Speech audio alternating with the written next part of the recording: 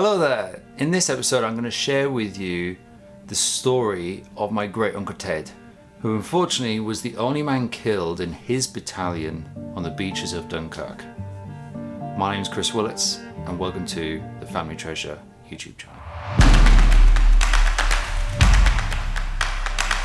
Before I get into his story, this all started with a couple of conversations with my nana Jenny. She was telling me some of the things that happened to him during his time, as well as she kept his wallet, the fateful wallet that was in his chest pocket when he died at Dunkirk, and it actually has a hole in it from where the piece of shrapnel from the shell came through his wallet and killed him. And from that we've been able to research, find and ask for information, which I'm about to share with you now. So Uncle Ted was also known legally as John Edward Dimmock. Now, people in those days were either called by their first name, their second name, nicknames, or abbreviations of their names. So Ted is short for Edward. So this is Ted's story. Ted was my nana's, Jenny, mum's brother, and they all lived up in West Leighton, in Yorkshire, England, in the countryside, where most of them were farmers and they worked on farms, and Ted was no different. He worked on a farm, however, the farmer wasn't really nice to him and was very cruel and wasn't fair to him, so Ted left. He left the farm and became a road worker, and I've got this beautiful picture of him out in the countryside on his bicycle in his full suit. And at that time, unfortunately, that's when war broke out in 1939 in September, when Winston Churchill announced the mobilisation of the British Army.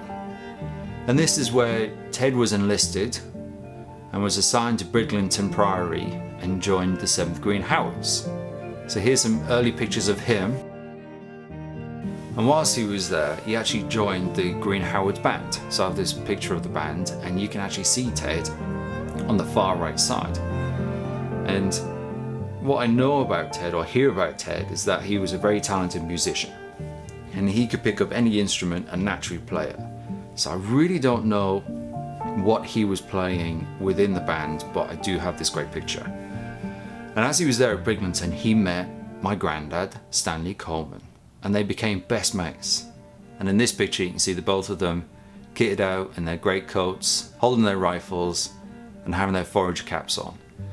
Now, you can't believe that they are actually about 20 years old in this picture. They look a lot older, but they became very best mates, and such best mates that Stanley actually never went back to Hartlepool once they had any leave. He used to go back to Ted's family in West Leighton. And this is where Stanley fell in love with the countryside, as well as meeting my nana, Jenny. Now, they continued their training, which was a pretty short stint with limited equipment, before they were then sent off to go to France to join the war, and this is about April time. However, my granddad Stanley never went because he became ill with diphtheria, which is like a bacterial infection to the throat and mouth, which now you get a vaccine for, but unfortunately he was ill, so he actually missed going over to France. But the last time he saw Ted was being laid up in a stretcher in a hammock, and saw Ted walk past the window, and he sort of waved goodbye with his last thoughts. And unfortunately that was the last time he would see Ted. So the 7th Green Howards went to France in April 1940. Now, the intent and the operation was to build an aerodrome, so really they were labourers, and they were supposed to only be there for about 3 months and then come back to England to complete their training and to be equipped as soldiers.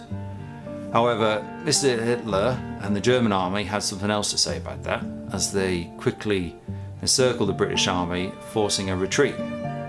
So then on the May 22nd, the 7th Green Howards actually got the order to prepare to move out and retreat to the coastline. So the next day they fell back to some woods, which they were then bombed by enemy planes. Stupid, run for it! So they continued from there to different woods, to different villages, to different farms, billeting and hiding in these different places, meanwhile getting strafed and bombed and shot at from different planes, as well as moving around different German tank enforcements.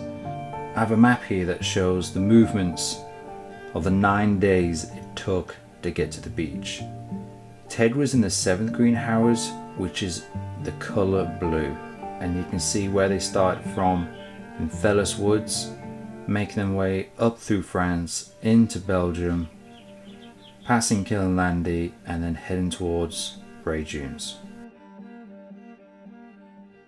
where really that was the end of their mode of transport, where they were ordered to then destroy their own vehicles and some of their own equipment, because they didn't want it to go into German hands, as well as the roads are so busy with the amount of British forces, French forces, and then just refugees all running towards the beach. Now their goal or operation was to head towards Bray Dunes, which is a seaside town encircled with sand dunes, shocker.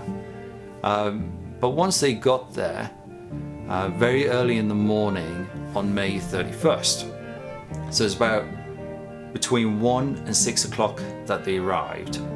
But when they got there, they were greeted by thousands of other British soldiers in the sand dunes and lined up on the beaches. And the 7th Green Howards was no different. So they immediately spread themselves within the sand dunes. However, shortly after that, get your head down. some shelling occurred.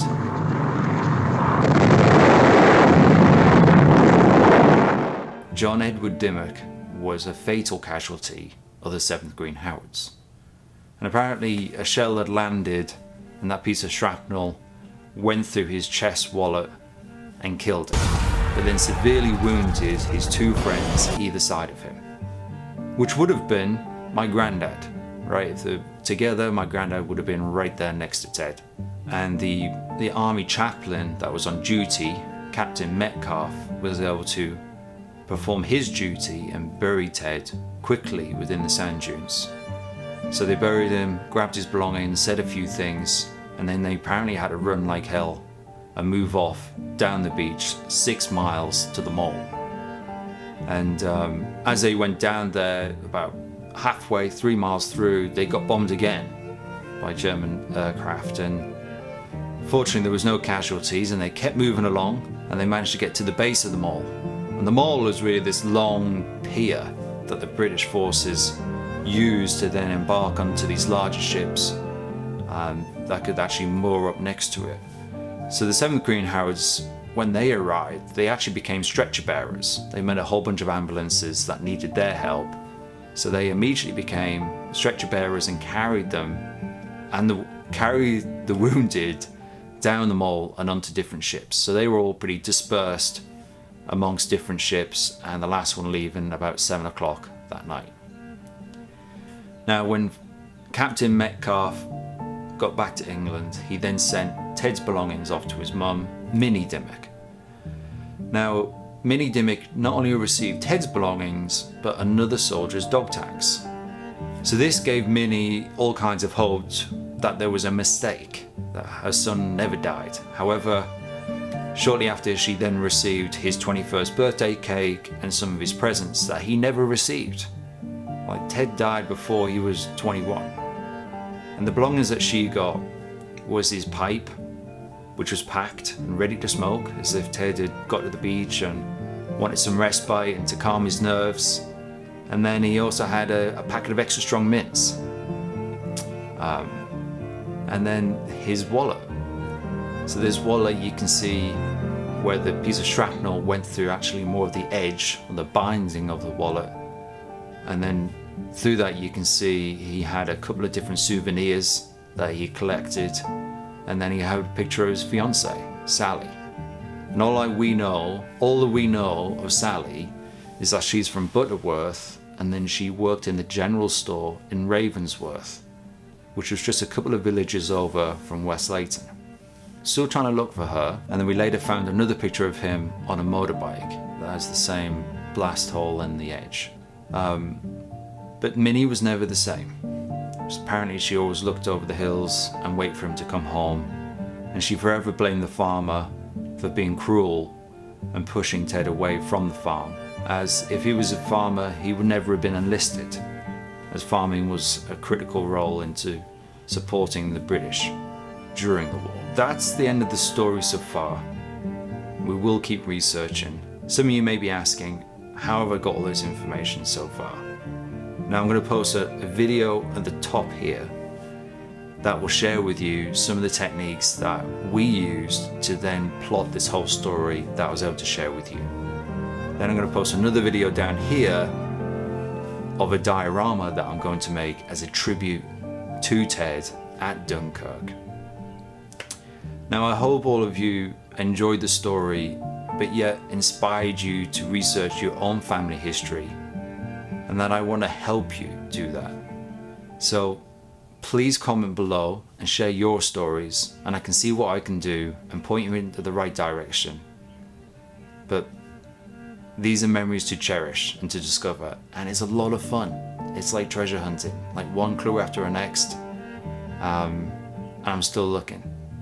So a couple of things I need help on is trying to find Sally from Ravensworth, and apparently the two friends that were next to him at Dunkirk that was injured. They apparently met my nana in a hospital about 30-40 years after the war and mentioned that they were right next to him when he died. I really enjoyed this project, and it was really the first project I did with my nana to do a deep dive into a specific person and what they did.